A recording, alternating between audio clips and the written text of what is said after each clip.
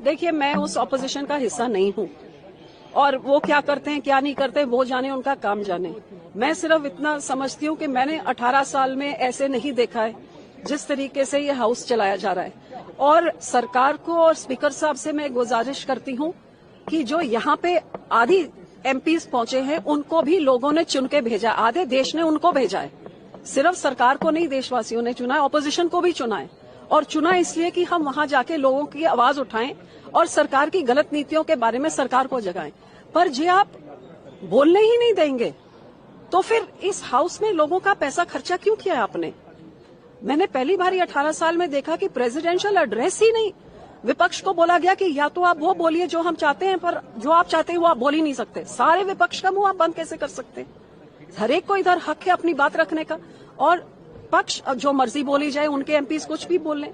तो कभी आप सारे एमपीज को बाहर निकाल के 145 एमपीओ को बाहर निकाल के आप बिल पास कर देते हैं, कभी आप ऐसे प्रेसिडेंशियल एड्रेस में बोलने नहीं देते। अब इतना जरूरी चीज ये यूएस टैरिफ डील में जो मिसलीड किया गया देशवासियों को, जहां सीधे सीधे व्हाइट हाउस के इसमें बोला है कि इंडिया ने सारे टैरिफ्स एग्रीकल्चर प्रोड्यूस में जो उसमें जो एनिमल फीड बनता है, एनिमल फीड में उधर गेहूं, मक्का, राइस, ये सब उसमें जाता है।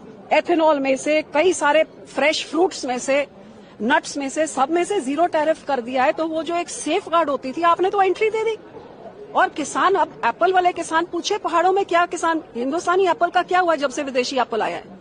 अब इसी तरह एनिमल फीड के राही मॉडिफाइड, जीएम मॉडिफाइड सारा कुछ आ जाएगा। तो जो देश के किसानों से खरीदते थे, एथेनॉल बनता था हमारे किसान के प्रोडक्ट, जब आपने जीरो कर दिया है तो उन देशों में तो किसानों को 80-80, 85% तक सब्सिडाइज करते हैं।